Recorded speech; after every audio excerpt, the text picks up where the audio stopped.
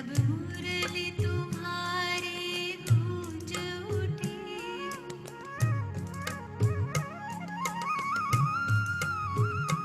आंगन में दिखे दृष्टि देते, जब मुरली तुम्हारी गूंज उठी, जब सभा में कोई चिड़िया चहकी, जब सभा में कोई चिड़िया चहकी, तो स्नेह में अखियाँ भर आई, वो प्यार तुम्हारा याद आया।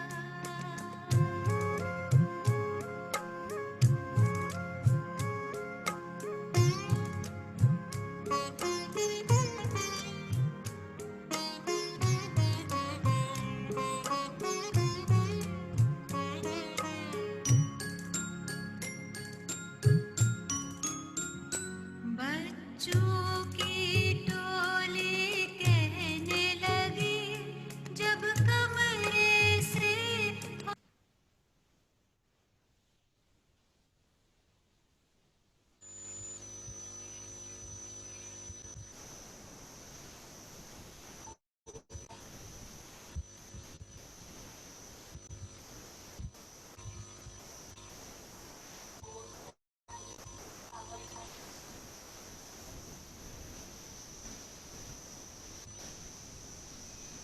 स्वागतम स्वागतम स्वागतम।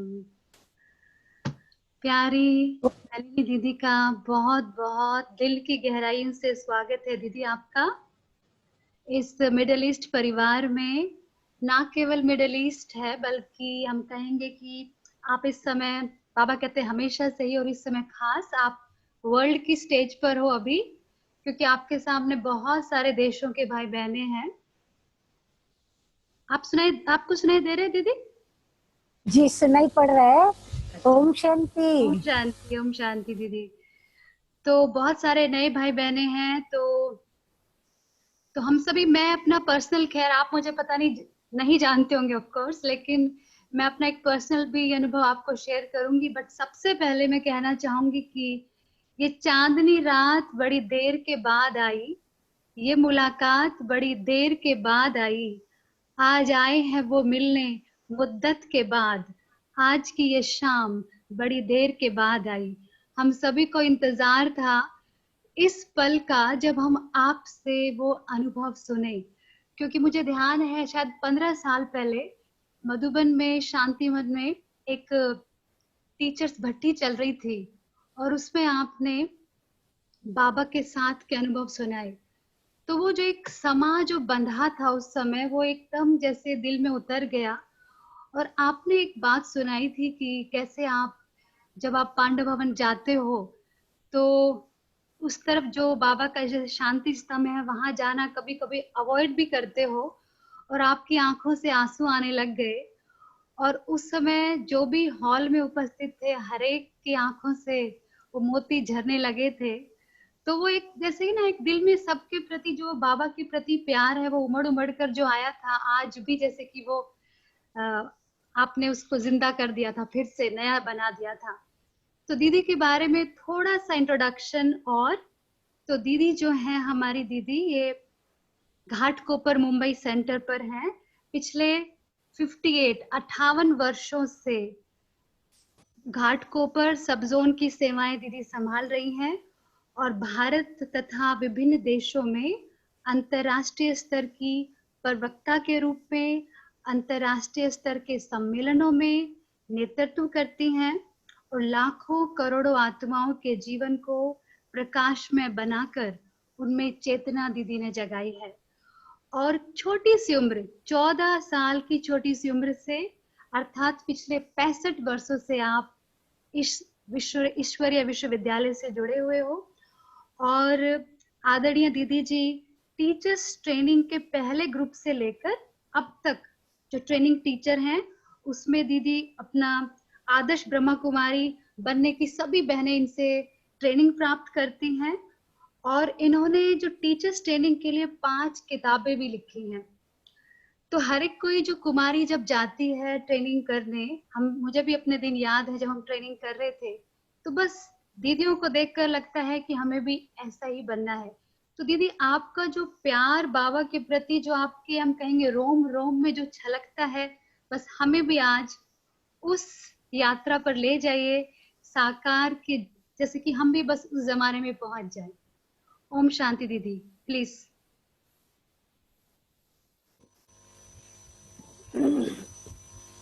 ओम शांति सभी को। सभी अपना वीडियो ऑन कर सकते हैं प्लीज, ताकि दीदी देख सकें। ऑडियो आप नहीं चलाएं, वीडियो चला सकते हैं। मिडल ईस्ट के सभी प्यारे प्यारे मीठे मीठे सिकी लदे भाई बहनों को बाप दादा की इस बच्ची का बहुत बहुत रूहानी स्नेह युक्त प्यार आदर सम्मान स्वीकार हो। अच्छा, आप सभी सुनना चाहते हैं प्यारे मीठे साकार ब्रह्मा बाबा की अलौकिक जीवन कहानी के कुछ यादगार प्रसंग जो कि मैंने अपने जीवन के अंदर प्रैक्टिकल में पालना के रूप में अनुभव किए। कहने को तो इतनी सारी बातें हैं, जैसे बारिश आने के पहले, वर्षा ऋतु के पहले उसके आगमन की सूचना प्रकृति के द्वारा हमें प्राप्त होती है। यानी बादल चारों ओर छाने लगते हैं और गर्मी का एहसास होने लगता है। धरती जैसे एकदम उत्सुक हो जाती है, इंतजार में जैसे कि पागल हो जाती है और चाहती है कि जल्दी वर्षा ऋतु आए और मुझे शीतल करे।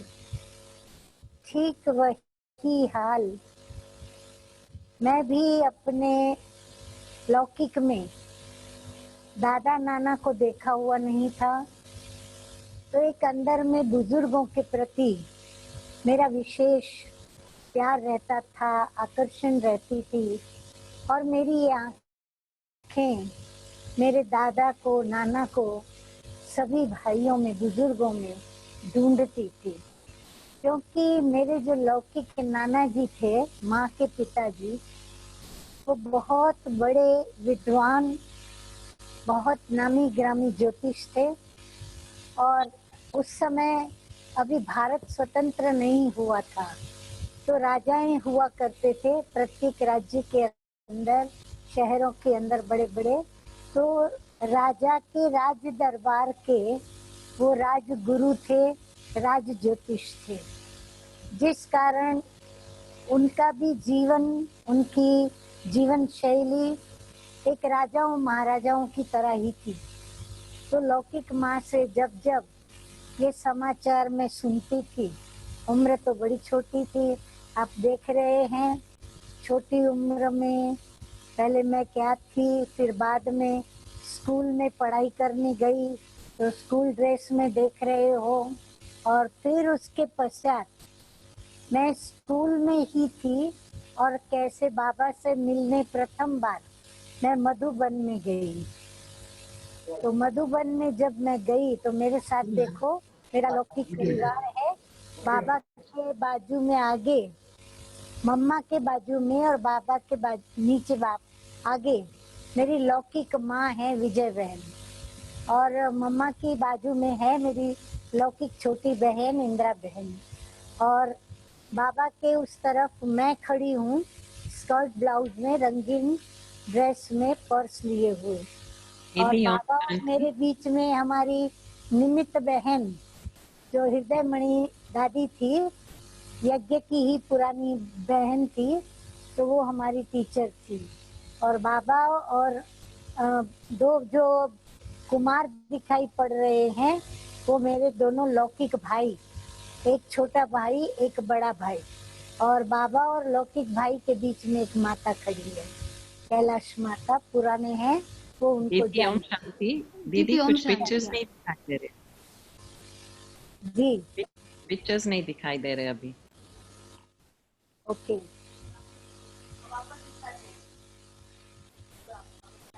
हाँ वापस फोटो दिखाते हैं।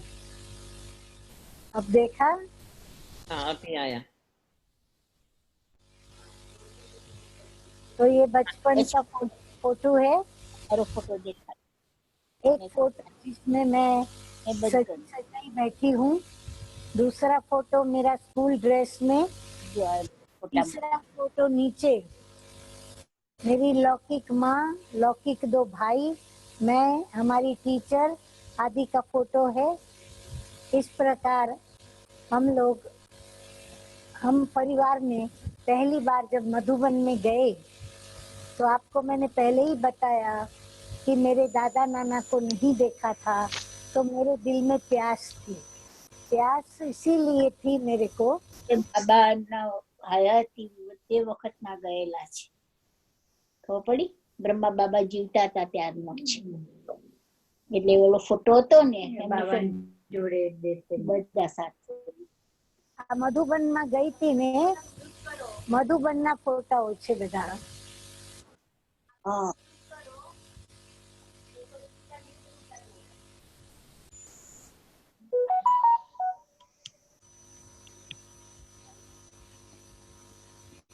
बराबर? હવે બોલું?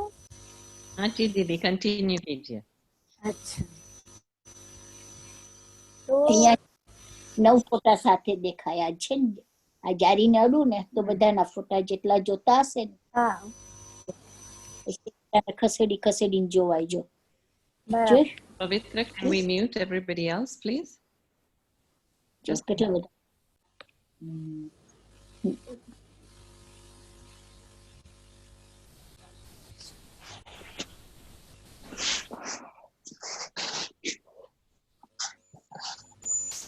करूँ शुरू? स्टार्ट करूँ? हाँ जी दीदी, सॉरी पता नहीं क्या हो रहा है, आप कंटिन्यू कीजिए। अच्छा, तो मेरी जो सखियां थी, मेरा फ्रेंड सर्कल था, तो वो सखियां मुझे बताती रहती थी कि आज हम दादा के पास गए, आज हमने ऐसे एंजॉय किया, आज बर्थडे मनाया, आज पार्टी थी, आज हमने पार्टी करने हम बाहर गए, होटल में गए, घूमने गए, ऐसे अलग अलग बातें सदैव मैं उनकी सुनती थी।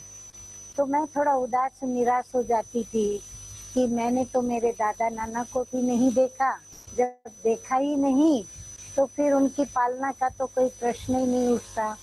तो इसीलिए मुझे बहुत अंदर में रहता था कि मैं दादा नाना को देखती। तो मैंने जब बाबा को देखा तो आप समझ सकते हो कि बाबा जो थे ना, बाबा का मैं एक बाहरी रूप आपको पहले सुना देती हूँ। बाबा की जो बाहर की पर्सनालिटी, एक तो बाबा बहुत गोरे थे, दूसरा बाबा 6 फुट लंबे भी थे, और फिर बाबा की पर्सनालिटी कोई राजाओं महाराजाओं से कम नहीं थी। बाबा कितने भी लोगों के बीच में खड़े होंगे ना, तो एक अलग व्यक्ति दिखाई पड़ते थे। वैसे तो लोग बहुत होते हैं, कई सुंदर भी होते हैं, लंबे भी होते हैं, गोरे भी होते हैं, परंतु बाबा का एक व्यक्तित्व जो था और बॉडी लैंग्वेज जो थी, वो कोई राजा महाराजाओं जैसी थी। वैसे भी बाबा तो जौहरी थे, आप सभी जानते हो, और जौहरी होने के कारण बाबा की दीर्घ दृष्टि थी। बाबा बहुत दूर की सोच सकते थे, और बाबा का वो देखना, वो सोचना, वो बताना, बोलना, समझाना सब हाईएस्ट था।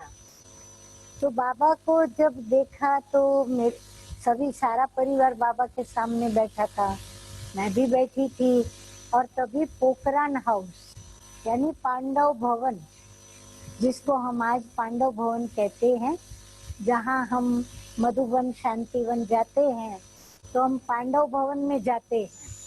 तो पांडव भवन में बाबा का कमरा है, तो बाबा के कमरे में हम जब बैठते हैं तो वहाँ पर बाबा के कमरे में बाबा का चित्र, फिर बाबा की खटिया और एक बाबा का सिंगल सोफा गद्दी के पास रहता है। तो मुझे जो वहाँ कमरा मिला था रहने को, वो बाबा की गद्दी के पास में जो दरवाजा था जहाँ सिंगल सोफा रहता है, वहाँ मुझे रूम मिला था। तो मैं घड़ी घड़ी वो रूम का पर्दा ऊंचा करके बाबा को देखती थी। इतना मुझे बाबा अच्छे लगते थे, क्योंकि बाबा का व्यक्तित्व ही ऐसा था। तो हम सभी बैठे, तो उस समय इतना ही पोखरान हाउस था जिसमें अगर 15 से 20 लोग आ गए ना तो हाउसफुल, इससे ज्यादा नहीं आ सकते थे। और यदि ज्यादा लोग आ गए तो फिर बाहर प्रांगण में टेंट बांधना पड़ता था। छोटे छोटे 2-3 टेंट लगाए जाते थे, उसमें 8-10 ऐसे भाई बहनों को खटियाएं देकर उसमें रखा जाता था। तो जब बाबा के सामने हम बैठे तो दृष्टि देते देते मुझे अंदर में बार बार होता था जल्दी मेरे पर बाबा की अमी दृष्टि पड़े तो मैं बाबा को मेरी प्यास बुझे। तो धीरे धीरे बाबा की दृष्टि मेरे पर भी पड़ी। तो मुझे तो पता नहीं बाबा की दृष्टि क्या पड़ी, मैं ऐसी निहाल हो गई, मुझे अपना देह का भान ही भूल गया। और मैं देह भान को भूलकर एकदम जाके बाबा की गोदी में गई और जाके गोदी में बाबा के पास बहुत रोने लगी और बाबा को रो रो करके और बाबा को सीने पे जैसे कोई बच्चा ऐसे ऐसे मुट्ठियों से मार के पूछता है, ऐसे मैं बाबा से बातें करने लगी कि आप मुझे छोड़कर कहाँ चले गए थे, अभी आप मुझे छोड़ना नहीं, आप मुझे छोड़ के क्यों गए। ऐसे ऐसे मैं बोलने लगी, कुछ कुछ रोती जाऊं बोलती जाऊं। बहुत रोई। बाबा मुझे माथे पे हाथ फेर के, पीठ पे हाथ फेर के मुझे शांत करते रहे। बोला शांत बेटा शांत, अभी तो आ गई ना, बाबा ने बुला लिया ना। तो ऐसे कहते कहते बाबा ने मुझे शांत किया। बस फिर तो क्या कहूँ, मेरी तो जैसे प्रीत ही बाबा से जुट गई, मेरा प्यार हो गया बाबा से। ऐसा प्यार हुआ जो आज तक मैं हैरान हूँ कि ये कौन था जो मेरे जीवन के अंदर आया और मेरी जीवन को इतना बहारों की तरह उसने सभी रंग रूपों से, सुगंधों से, गुणों से, शक्तियों से मुझे सजाया। तो आज मैं इतनी खुश हूँ कि पाना था वो पा लिया, काम बाकी क्या रहा। बस फिर तो बाबा की पालना में बहुत ही, मधुबन में 1 मास में बाबा के अंग संग रही तभी। और तभी मैं छोटी थी, 14 साल की थी। और मैं पता नहीं, वैसे तो थोड़ी स्वभाव में कोई इतना बातचीत करने का नहीं था, परंतु जिससे घुल मिल जाती थी तो मैं फिर एकदम चुलबुली हो जाती थी, खूब बातें करती थी। तो बाबा से पता नहीं मैं इतनी घुल मिल गई कि मैं पहले दिन से ही बाबा से खूब बातें करने लगी, सब बातें बाबा को बताने लगी। अगर मैं कोई मैगजीन पढूं तो भी बाबा को बताऊं, कुछ देखूं तो भी बाबा को बताऊं, कुछ सुनूं तो भी बताऊं, मैं कुछ सोचूं तो भी बताऊं। मतलब हर बात मुझे एक छोटा बच्चा जैसे माँ माँ कह करके या अपने पिता को पिता पिता कह करके बताता जाता है, सुनाता जाता है, दिखाता जाता है। ऐसे मैं भी बाबा को दिखाती जाती, बताती जाती और बोलती जाती। तो बाबा को हर बात बताती थी। तो बाबा ने एक दिन मुझे भेजा कि जाओ बच्ची, यहाँ पर बहुत अच्छे मंदिर है, लेक है, तुम भी देख करके आओ। तो विश्वरतन दादा को भेजा हमारे साथ। तो हम फैमिली के 4-5 मेंबर वो देखने के लिए गए।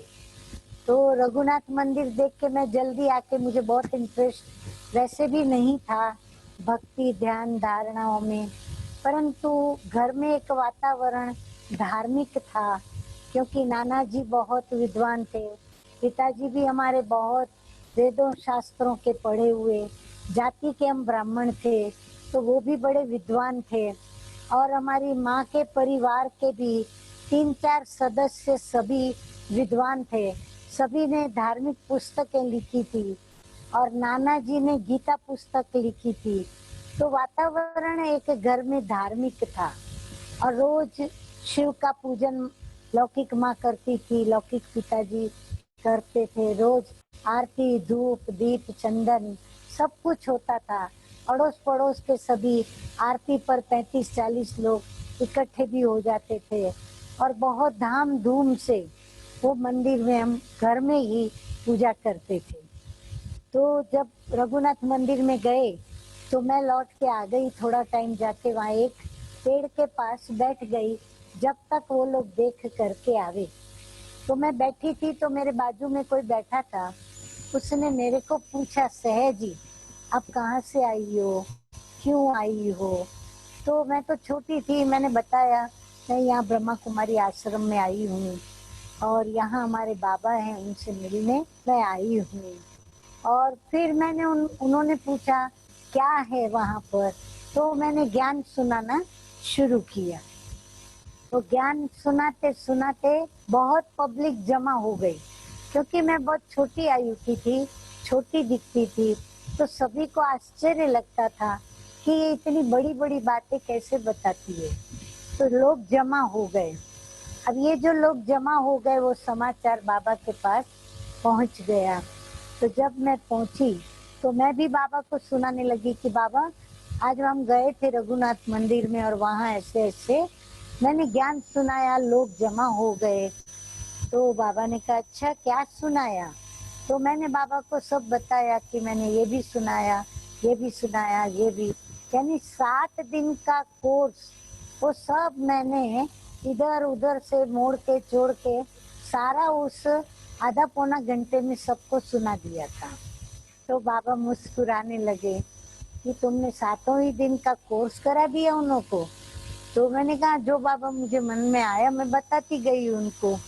तो बाबा ने क्या किया, एक वकील भाई आए थे, उनको कहा कि देखो ये बच्ची मुंबई से आई है तो आप इनको 7 दिन का कोर्स कराओ, ये अभी यहाँ रुकने वाले हैं।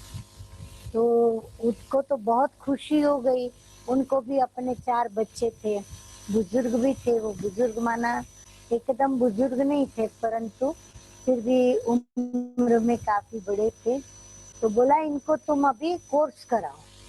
तो उनको तो ये खुशी थी कि परमपिता परमात्मा ने ब्रह्मा तन के द्वारा मुझे आज्ञा की और मुझे एक कार्य सौंपा, तो वो जिम्मेवारी समझ के उस कार्य को निभाने लगे।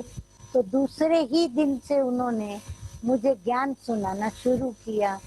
एक दिन तो मैंने सुन लिया, दूसरा दिन भी सुना, परंतु मैं दूसरे दिन में ही वो ज्ञान सुन के बोर हो गई, क्योंकि 1.25-1.5 घंटे तक उनका वो क्लास चलता था।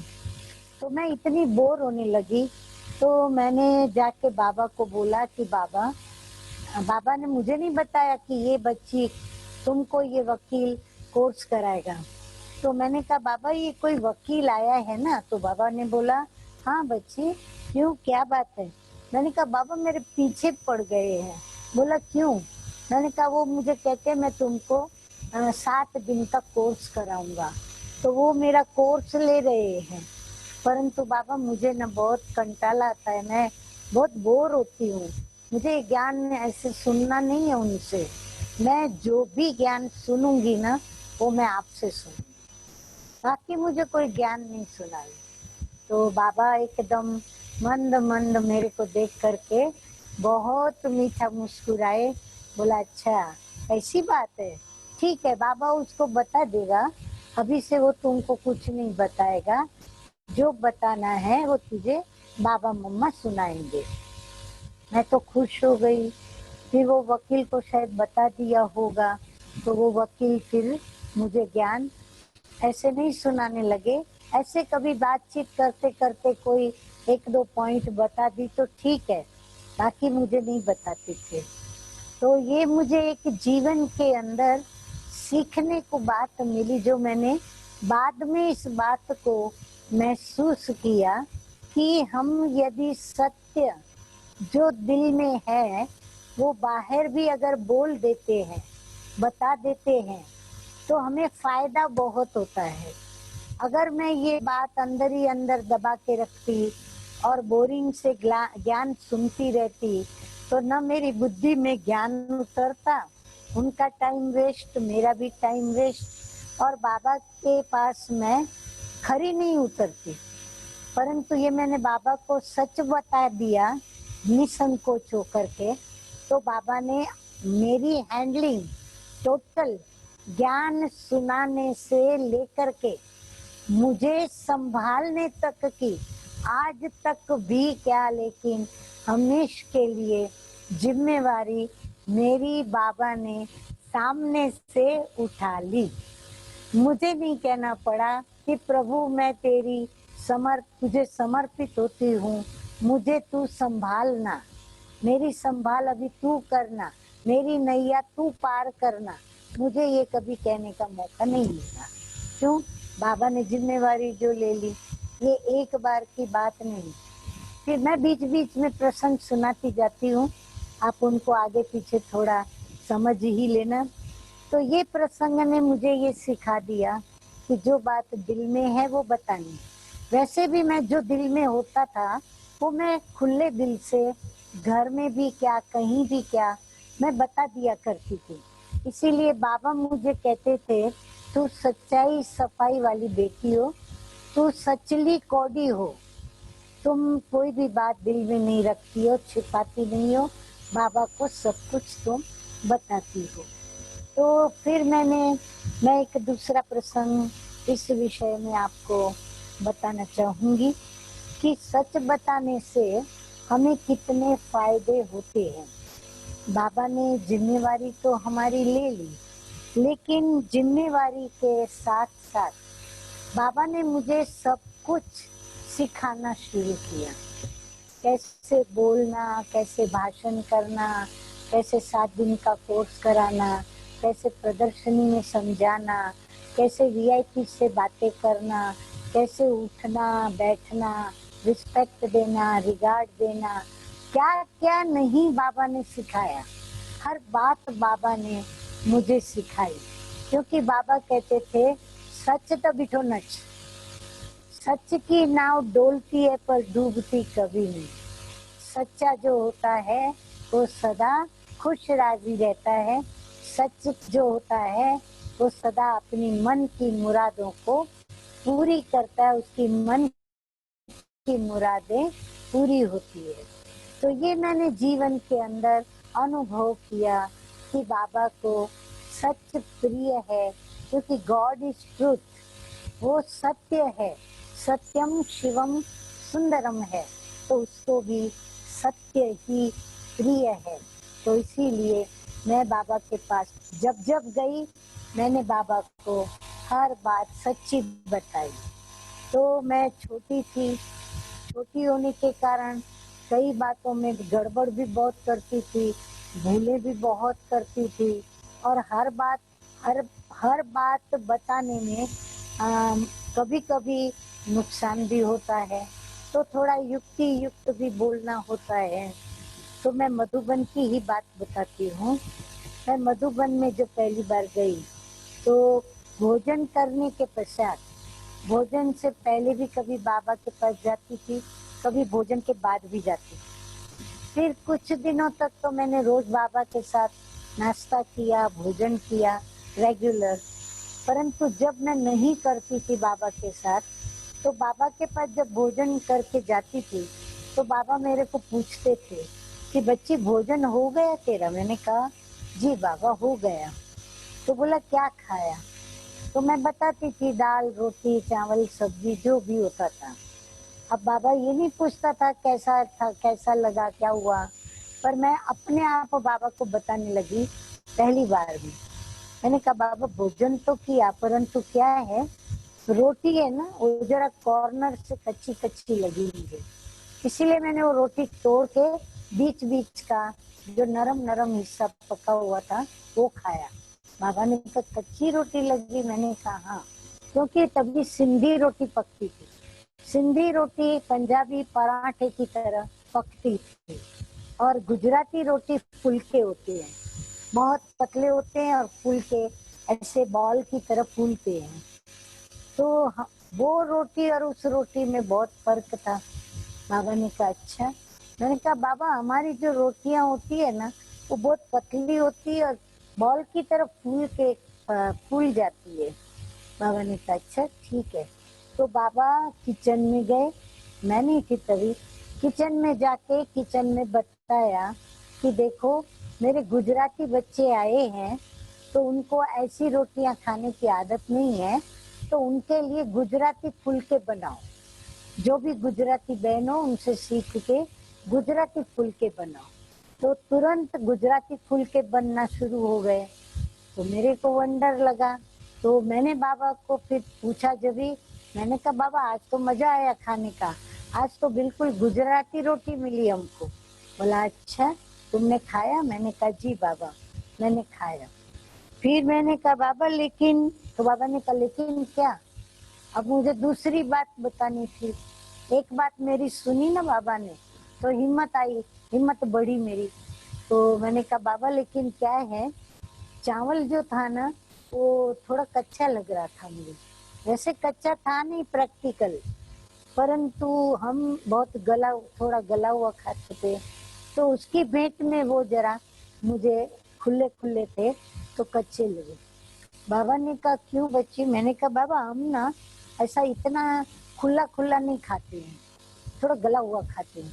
बाबा ने कहा अच्छा ठीक है, अभी तुमको ऐसा चावल बोलेंगे।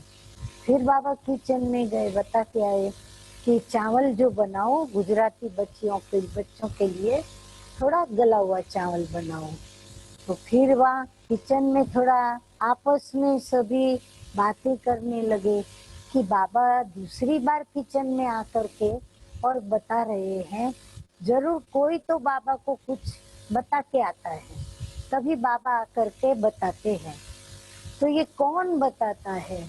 तो पार्टी तो क्या 15-20, मैंने कहा ना थोड़े ही आए, तो पार्टी 4-5 की थी, 4-5 स्थानों से आई हुई।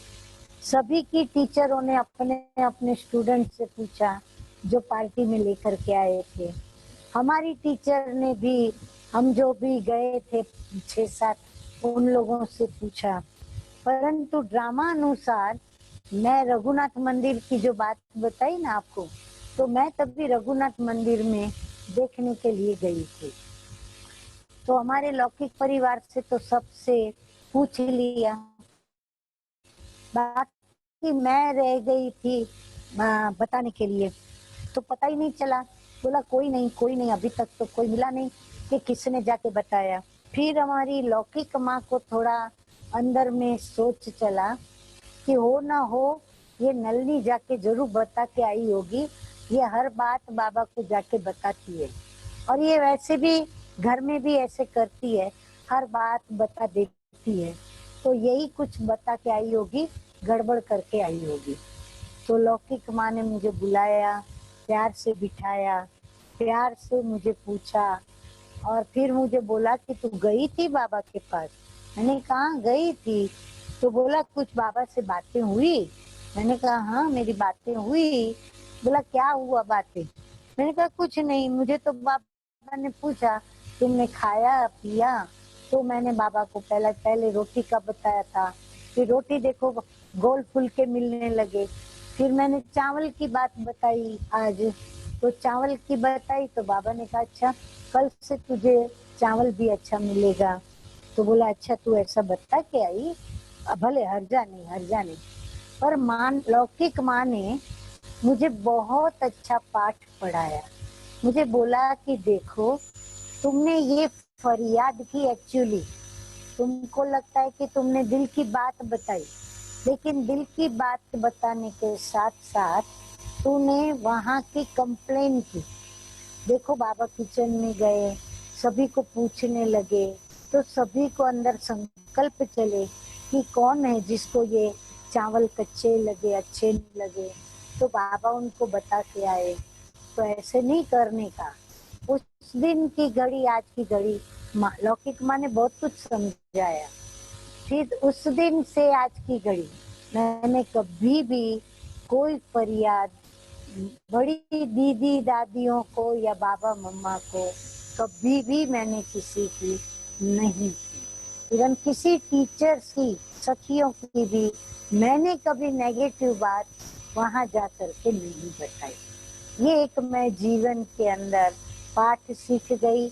और मम्मा भी हमने कोई नेगेटिव बात किसी की आके बताते थे तो मम्मा भी उनको बाद में समझाती थी कि तुमने अच्छा किया कि उसका अवगुण सुनाया, लेकिन एक बात तुम्हारे ध्यान पर हो, मुझे नहीं, जो नेगेटिव लेकर के जाते थे उनको बताती थी कि देखो उनका बताया, उनको मैंने समझाया, वो अपना परिवर्तन करेगी, पर तुमको भी अपना एक परिवर्तन करना पड़ेगा। तुमने भी उनका नेगेटिव देखा तो तुमने उसका वर्णन किया। आज तुमने मम्मा के आगे वर्णन किया, कल तुम दूसरों के आगे वर्णन करोगी, तो तुम्हारी ये एक आदत बनेगी। इसीलिए फरियाद कभी भी किसी की नहीं करने की, जितना हो सके उसको सुलझाने की कोशिश करने की।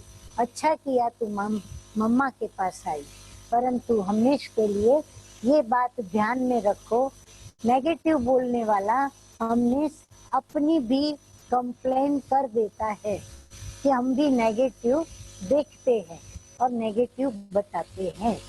तो इस प्रकार मम्मा की और बाबा की बहुत मीठी मीठी मधुर मधुर शिक्षाएं हम जब मधुबन में जाते थे तो मिलती थी।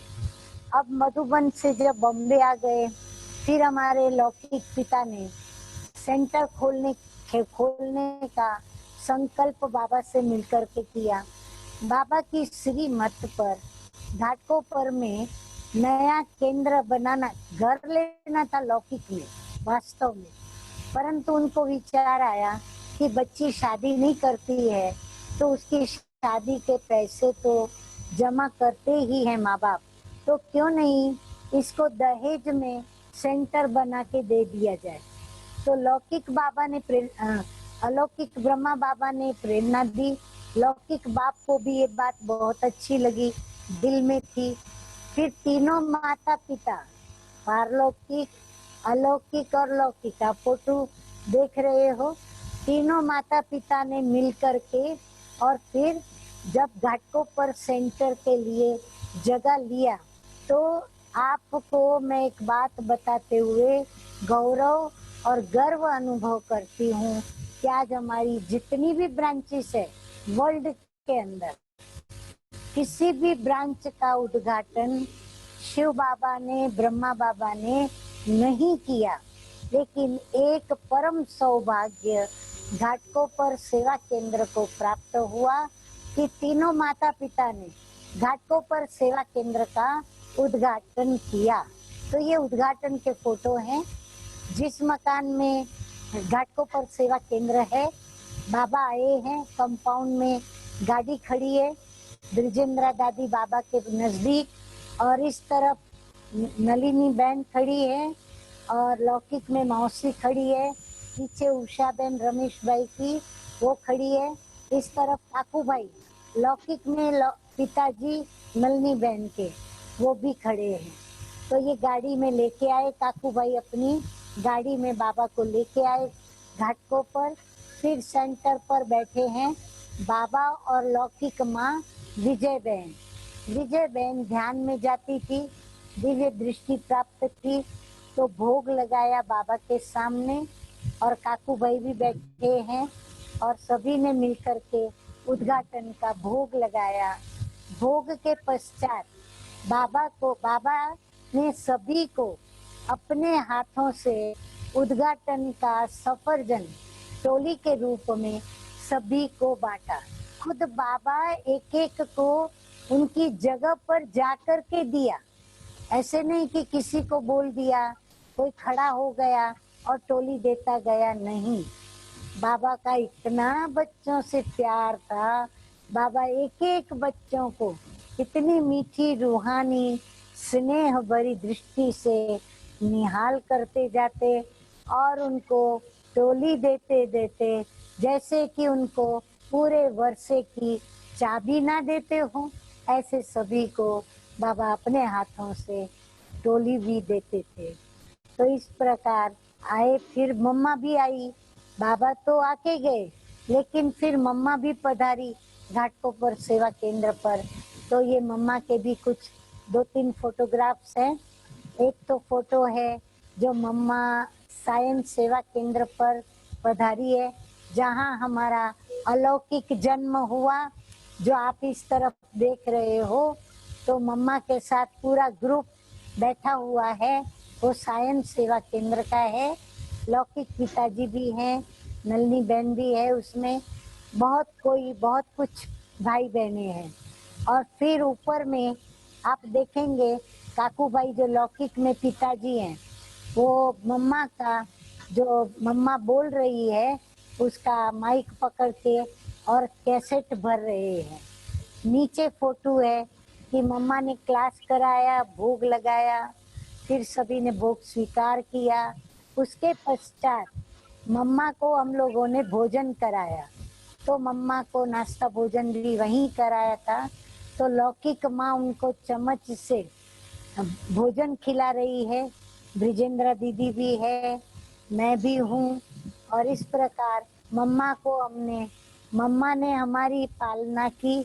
हम मम्मा को कुछ प्यार से एक गिट्टी मात्र खिला पाए। कर्ज तो हम उतार नहीं सकते मम्मा बाबा का, क्योंकि इतनी ढेर सारी पालनाएं ली है कि मैं आपको क्या बताऊं। जैसे पलकों पर बाबा हमको पाल रहे हैं। तो ये मम्मा बाबा के फोटोग्राफ्स भी आपको साथ में इसलिए दिखाए कि हो सकता है कईयों ने नहीं भी देखा हो।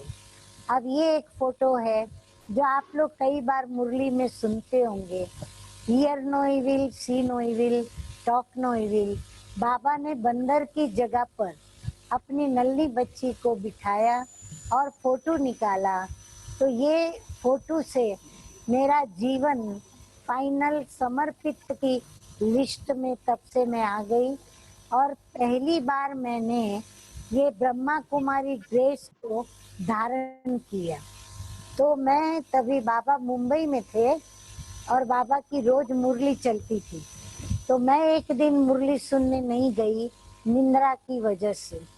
तो बाबा ने लौकिक माँ के साथ संदेश भेजा कि बच्ची को बोलो कि अगर उसको बाबा का बनना है तो जल्दी बाबा के पास इतने बजे तक पहुंच जाए। तो मैं जब से लेके ज्ञान में आई थी तो 3-4 वर्ष से सभी मुझे पूछते थे, यहाँ तक कि बाबा भी पूछते थे कि तुम किससे वरोगी। क्योंकि मैं बाबा को एक बार जब पहली बार मधुबन गई थी तब मैं बाबा को बता चुकी थी कि बाबा मैं ना एक बहुत विदेशी से शादी करूंगी, जो सूट पैंट पहनता होगा, टाई बाई लगाता होगा और बहुत धनवान होगा। मैं ऐसे धनवान से शादी करूंगी। तो बाबा कहते थे अच्छा। तो बाबा मुझे नारायण का और कृष्ण का फोटो दिखाते थे। मुझे कहते थे बच्ची तुझे ये कैसा लगता है, ये अच्छा लगता है। मैंने कहा ये तो बहुत अच्छे लगते हैं, ये तो पूज्य हैं, मंदिरों में इनकी पूजा होती है। तो बाबा ने कहा अगर तेरी शादी इससे बाबा करावे तो। मैंने कहा इनसे ये तो हो ही नहीं सकता है, ये तो पूज्य हैं, देवताएं हैं और मैं तो उनको नमन करने वाली, मैं कैसे इनसे शादी कर सकती हूँ। बोला तुम हाँ करो तो बाबा तुझे इससे तेरी शादी कराएगा। तो मैं जवाब नहीं दिया बाबा को, ना कही ना हाँ कही। बाबा मुझे रोज रोज युक्ति से, कभी मुरली में कभी सभा के बीच में, बच्ची किससे वरोगी, सूट पैंट वाले से या पीताम्बरधारी से। तो मैं जवाब नहीं देती थी। आखिर मधुबन से 1 मास के बाद जब विदाई ली तो बाबा को जब मैं गले लग के रोने लगी तो बाबा मेरे कान में मुझे पूछने लगे कि बच्ची बता के जाओ तुम किससे वरोगी, सूट पेंट वाले से या पीताम्बरधारी से। तो मैं बहुत रोती थी। तो मैं बाबा ने कहा देखो बच्ची, अगर तुम जवाब नहीं दोगी और तुम सूट पेंट वाले से शादी करोगी, तो बाबा ने जेब से रुमाल निकाला, मैं बाबा की गोद में हूँ। बाबा ने कहा देखो बच्ची, मेरे को ऐसे तेरा बाबा जो है ना वो रोए, तो ये तो मैं कैसे सहन करती, क्योंकि मुझे तो बाबा ही सब कुछ मेरा था, बाबा ही मेरा, जैसे दादा नाना तो था ही, लेकिन सब कुछ मेरा बाबा था। तो मैंने बाबा का हाथ पकड़ लिया, मैंने कहा नहीं बाबा। तो बाबा ने कहा अच्छा अच्छा बताओ जल्दी, कान में बता के जाओ बाबा को। तो फिर मैंने कान में, जैसा बाबा ने मुझे पूछा मूवी से,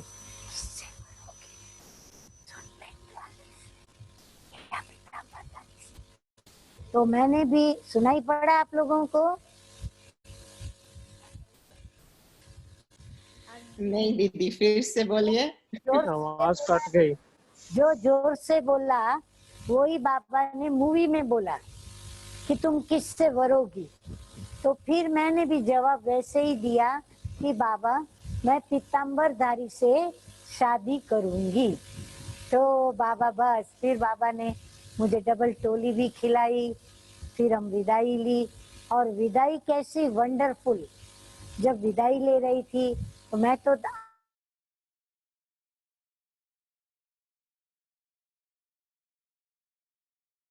तुझे पढ़ के आगे बढ़ना है। तो फिर जाते जाते मैंने बाबा को बोला कि बाबा आप मुझे भूल तो नहीं जाएंगे, बाबा आप मुझे याद रखोगे? तो बाबा ने कहा अरे बच्ची, तुम तो बाबा को बहुत प्यारी हो, तुम न विसरो। परंतु ये बाबा कैसे है पता है, न विसरो न याद रखो। फिर बाबा ने हमको बादाम, इलायची और पिस्ता काजू की टोली हमको विदाई में खिलाते थे। तो हम वो विदाई की टोली खाई और फिर हम वापस आते थे। और हमारा ड्रामा में पार्ट बहुत अच्छा था। बाबा 3-4 महीने के लिए आते थे मुंबई में, मम्मा भी 2-3 मास के लिए, कभी 4-6 मास के लिए आ जाती थी। फिर हम भी जाते थे, तो 1 मास 20 दिन 25 दिन मधुबन में रहते थे। फिर घड़ी घड़ी भी आना जाना होता था। तो ऐसे आना जाना बहुत होता रहा। तो करीब हमने 15-16 साल बाबा के अंग संग खूब पालना ली और अनन्य वत्सों की तरह पालना ली। वारिस जो थे तो वारिस बन के चलेंगे। तो हम लोगों ने ऐसी खूब अच्छी पालना ली। और मैं आपको क्या बताऊं, अंगूर की बेलें बाबा की याद दिलाती, आंगन बाबा का याद दिलाता, बगीचा बाबा का याद दिलाता, कुटिया बाबा की याद दिलाती, जहाँ बैठ के बाबा हम बच्चों को पत्र लिखते। और मैंने जिंदगी में सबसे ज्यादा लव लेटर्स बाबा को लिखे। ये देखो बाबा का पत्र जो लाल अक्षरों वाला है, आप देख रहे हो सभी, लाल अक्षर बाबा के हैं और ब्लू अक्षर हैं, वो ईशु दादी ने हिंदी में लिखा है। बाबा उर्दू लिखते थे, उर्दू माना सिंधी लिपि है पर उर्दू की तरह लिखी जाती है और उल्टे हाथों से उल्टी बाजू से लिखी जाती है। तो ये बाबा ने पत्र लिखा था मुझे। मैं आपको 2-4 वाक्य उसमें से सुना सकती हूँ। नूरे रत्न नलिनी बेटी प्रति बाप दादा का बहुत बहुत याद प्यार स्वीकार। बात समाचार की तेरे जैसी सच्ची दिल वाली बेटी कोई मुश्किल है। देखो बच्ची, महारथियों को तूफान बहुत आते हैं, सो तो बाबा समझाता है कि इनसे बचना है। वास्तव में बाबा सच लिख रहे हैं कि बॉम्बे में सर्विसेबल तेरे जैसा कोई नहीं, इस कारण ही तूफान आते हैं। तू बहुत नाम निकालने वाली हो और वंडरफुल सर्विस करने वाली हो। बाबा कहे अगर हॉल मिल जाए तो हर एक एसोसिएशन के लिए निमंत्रण आदि छपवाए, सबको बांटो। ऐसे बाबा हर पत्र में हमको अलग अलग टाइटल, कभी कहता था तू मेरा नेशनल बर्ड ज्ञान मोर हो, कभी मुझे बाबा बोलता था जेंटलमैन, क्योंकि मैं हमेशा टिप टॉप रहती थी तो बाबा मुझे जेंटलमैन भी कह देता था। कभी ज्ञान बुलबुल कहता था, कभी ज्ञान चिड़िया कहता था। मतलब बाबा के पास जाओ तो नए नए टाइटल, जो कि आज भी हम अव्यक्त बाप दादा की मुरलियों से जब याद प्यार सुनते हैं तो कितने बाबा वंडरफुल टाइटलों से हम बच्चों को सजाता है।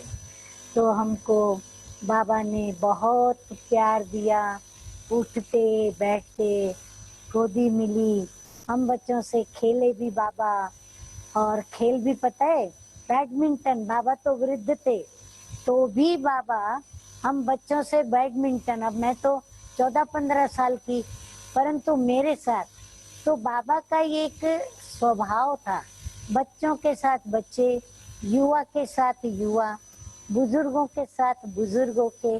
तो बाबा जैसी उम्र के बच्चे, जैसी क्वालिटी कैटेगरी के बच्चे आते थे, बाबा उनके समान बनकर, उनका मित्र बनकर, उनका परिवार का बड़ा सदस्य बनकर कभी श्रीमत देगा, कभी राय देगा, कभी उनको अपने विचार देगा, कभी उनके काम करके देगा, कभी उनकी गरीबी हटाएगा, कभी रहम दिल बन करके करुणा बरसाएगा।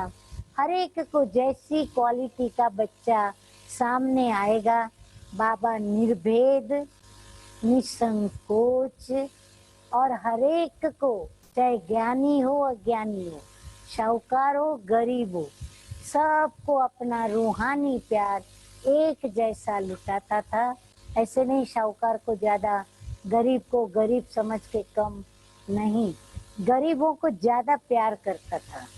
और माताओं को तो ओ मैं क्या बताऊं, माताएं सभी सुन रही हो, कन्याएं, बहनें, टीचर सभी सुन रही हो, बाबा माताओं को, बहनों को बहुत प्यार करता था।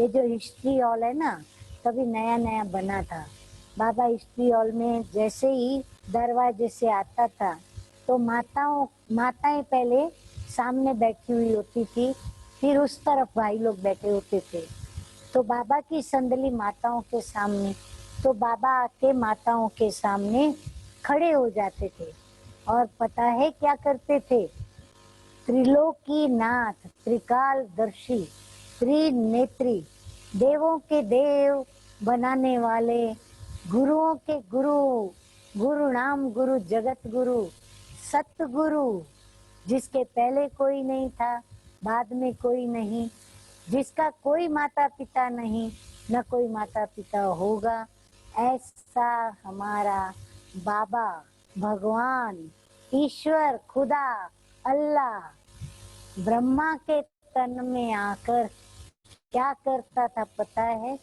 बाप दादा दोनों मिलकर माताओं को पहले आकर के खड़े होकर के कहता था वंदे मातरम, पहले माताओं को वंदना करता था। और आपने हिस्ट्री में भी सुना होगा, बाबा जौहरी था परंतु खूब धनवान था, तो बाबा ने पूरा अपना धन अपने भागीदार को उसके हिस्से का देकर, अपनी जो उनकी दौलत थी बाबा की, तो बाबा ने माताओं का ट्रस्ट बनाकर सब कुछ शिव बाबा को समर्पित कर दिया। एक कौड़ी भी अपने लौकिक बच्चों के लिए भी नहीं रखी, सब कुछ, जो कुछ मेरा है सो सब कुछ तेरा, ये प्रैक्टिकल करके दिखाया।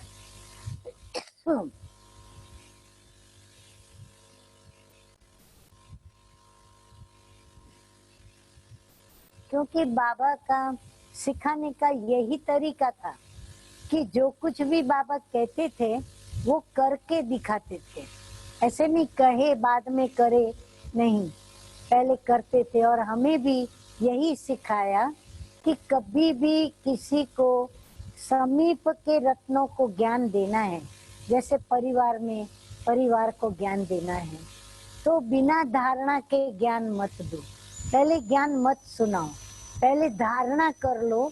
धारणा करने के बाद उनको उनके पूछने पर उनको ज्ञान सुनाओ। यानी पात्र देख के दान दो और धारणा करने के पश्चात ज्ञान की बातें सुनाओगे तो उसका प्रभाव पड़ेगा और वो प्रभाव उनको परिवर्तन करने की प्रेरणा देगा। इस प्रकार बाबा का एक सिखलाने का तरीका था। और मुरली सुनाने के लिए बाबा ने एक ऐसे नियम बनाया था। बाबा खुद पहले 15 मिनट योग कराने आते थे, खुद पहले योग कराते थे, बाद में बाबा मुरली सुनाते। मुरली सुनाने के पश्चात शुरू में बाबा अपने हाथों से सभी बच्चों को उनकी जगह पे जाके टोली देते थे। तो ये सिलसिला चला। फिर बाबा धीरे धीरे बुलाने लगा, कभी कन्या, कभी कोई कुमार, कभी युगल, कभी माता, कभी बाबा के पास नजदीक आके टोली लेना। इस प्रकार बाबा विविध प्रकार से बच्चों को टोली भी खिलाते थे। तो बाबा के साथ हम लोगों ने बैडमिंटन खेला, क्रिकेट खेला, कंपटीशन जैसे रखते ना स्कूलों में, वो नींबू चम्मच या तो गोटी चम्मच या सुई में धागा डालना या फिर आलू इकट्ठे करके बास्केट में डालना, ऐसे कई प्रकार की गेम्स बाबा के सामने खेली और बाबा हमको बहुत उत्साह उमंग बढ़ाते थे। और बाबा के आगे कोई भी आते थे तो बाबा के आगे ये एक वंडर था कि हम कितना सोच के जाते थे। हम जाएंगे तो बाबा को ये कहूंगी, वो कहूंगी, ऐसे कहूंगी, वैसे कहूंगी। पर बाबा का योग का, अपनी हृदय ही स्थिति का, अपनी फरिश्तेपन की स्थिति का, कर्मातीतता के नजदीक जाने की स्थिति का एक ऐसा प्रभाव था कि कमरे में जाते ही दरवाजे के पास ही जैसे कि विचार लॉक हो जाते थे, जबान भी लॉक हो जाती थी। हम बिल्कुल एकदम ऐसे साइलेंस में आ जाते थे जैसे हमें कुछ कहना ही नहीं, हमें कुछ बोलना नहीं, हमारे पास कोई समस्या नहीं। तो हम जैसे समाधान वृत्ति वाले बन जाते। हम शांति से जाके बाबा के पास बैठ जाते थे। बाबा साइलेंस में दृष्टि देते थे, नजरों से निहाल करते थे और ऐसे लगता था बाबा अपनी वृत्ति से, दृष्टि से पावर देकर हमारी वृत्तियों को पावन बना रहा है। तो ये भी दृश्य एक बड़ा अद्भुत होता था। और कुछ समय के बाद जैसे शिव बाबा निकल के ब्रह्मा बाबा आए और कहते थे, बोलो बच्ची, अच्छा तुम बच्चे आए हो, कहाँ से पधारे हो। फिर बाबा परिचय लेना शुरू करता था। तो ये एक बाबा का देखा कैसे बाबा आना जाना करते थे, शिव बाबा। तो ये आने जाने का जादू भी हमने नजरों के आगे देखा। एक एक बात हम आपको क्या बताएं, इतनी ढेर सारी बातें हैं, ये सब मैंने आपको शॉर्ट में बताई है। अब आप बताओ, ऐसे प्यारे मीठे बाबा को, बाप दादा को याद करते हुए कैसे नहीं आंखों में आंसू आएंगे। ऐसा प्यार जो लौकिक माता पिता भी कभी कर न सके, ना कभी किया, ना करेंगे। तो ऐसा प्यार बाबा ने दिया। और कभी बाबा के चेहरे पर गुस्सा नहीं देखा, कभी चेहरा उदास नहीं देखा, न मम्मा के चेहरे पर गुस्सा, न मम्मा के चेहरे पर उदासी, न मूड आउट, कभी जोश नहीं, क्रोध नहीं, अभिमान नहीं। नहीं तो कौन ब्रह्मा में था? स्वयं भगवान। कितना अभिमान ब्रह्मा बाबा कर सकते थे, परंतु सदा निर्माण चित्त, निरंकारी स्थिति, निर्माण चित्त और निराकारी स्थिति का हम सभी को अनुभव कराया। और ऐसा न्यारा प्यारा, हम सबसे न्यारा, सर्व संबंधों से न्यारा, फिर भी सर्व संबंधों से हमारा प्यारा, और हमको ऐसा प्यार देता था कि जब कोई भी बाबा के कमरे से बाहर निकलते थे तो उनको ये लगता था कि बस बाबा तो सिर्फ मेरा है और किसी का नहीं। मैं ही बाबा को प्रिय हूँ और बाबा मेरा है। हर एक के मुख से दिल में संतुष्टता का एक एहसास उनको संतुष्ट करता था, अतीन्द्रिय सुख का अनुभव कराता था। और मैं क्या क्या आपको बताऊं, मुझे तो बोलने को कहेंगे तो मैं बोलती रहूंगी 6 घंटा 8 घंटा, मेरे अनुभव नहीं छूटेंगे। परंतु समय को भी तो हमें रिस्पेक्ट देना है। मैं समय को रिस्पेक्ट दूंगी तो वो भी मुझे रिस्पेक्ट देगा। तो इसीलिए समय पूरा होने पर है, तो अभी मैं आप सभी का हार्दिक स्वागत करती हूँ। अरुणा बहन, पहले आपका खूब खूब फूलों से स्वागत। ये बाबा के गार्डन के फूल है। आपको पता होगा मुंबई को 18-20 गार्डन मिले हुए हैं। इसमें घाटकोपर को भी सब जोन में 3 गार्डन है, तो उसमें से घाटकोपर के पीस पार्क उसका नाम है। उस गार्डन के आपको फूल देकर मैं आप सभी का, अरुणा बहन आप स्वीकार करें, तो आपका और पूरे परिवार का सम्मान और स्वागत करती हूँ। थैंक यू दीदी सो मच। बहुत बहुत आनंद आया, ऐसे लगता है कि हम सुनते ही रहे। और दीदी एक और बात सुनाएंगे आप, जब बाबा ने शरीर छोड़ा तभी की कहानी? अरुणा बहन, वो तो एक लंबी हिस्ट्री हो जाएगी। वो मुझे कभी फिर दोबारा ड्रामा में अपना मिलन हुआ तो मैं आपको जरूर सुनाऊंगी, परंतु अभी समय हमें सावधानी दे रहा है।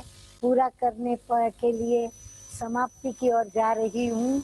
तो आपके लिए और भी मैं देखो क्या लाई हूँ, ये फलों का ट्रे आप स्वीकार करें। और इसमें बहुत वैरायटी फल हैं, केले, खारेक, सफरजन, नाशपाती और दाड़िम और पीच और बगुगोसा, बहुत सारे फल हैं। आप स्वीकार करें और सभी भाई बहनों को भी अवश्य खिलाएं। जरूर जरूर। थैंक यू दीदी। और आप भाई बहनों के लिए और सेंटर के लिए मैं क्या ले आई हूँ, जब तक हम तोली ना खाएं हमारी मीठी बोली नहीं होगी। इसीलिए ये है लड्डू। तो ये आप सभी के लिए लड्डू भी लाए हैं, मीठी टोली। आप स्वीकार करें और सभी इसको प्यार से स्वीकार करें। थैंक यू दीदी, थैंक यू सो मच। दीदी को बुलाने के लिए एक्चुअली 1 महीना लगा, क्योंकि दीदी का टाइम टेबल बहुत बिजी रहता है, तो लगभग 1 महीने पहले हमने बुकिंग की। तो अभी भी जो टाइम दे रही है दीदी वो बहुत वैल्यूएबल है। थैंक यू दीदी। अभी एक गीत बजाओ, अभी योग करे थोड़ा। Thank you. जरूर। सबको सुनाई पड़ा बराबर? हाँ जी दीदी। ये अपना ऑन करो और हाथ ऐसे करो तो मुझे भी समझ में आवे। थैंक यू, सबको सुनाई पड़ा।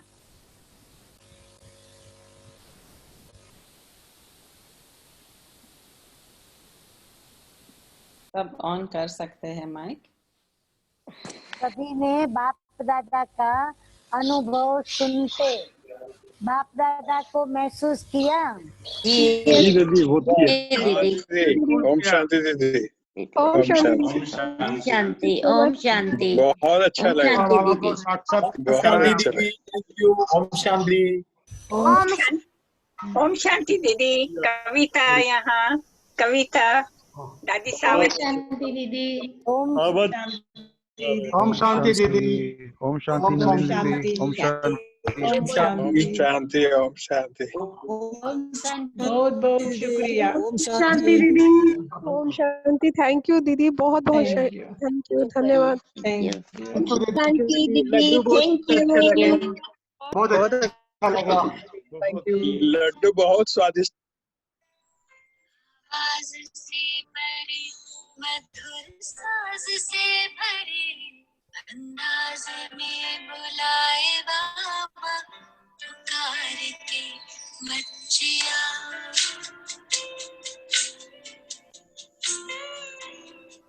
आवाज से भरी मधुर साज से भरी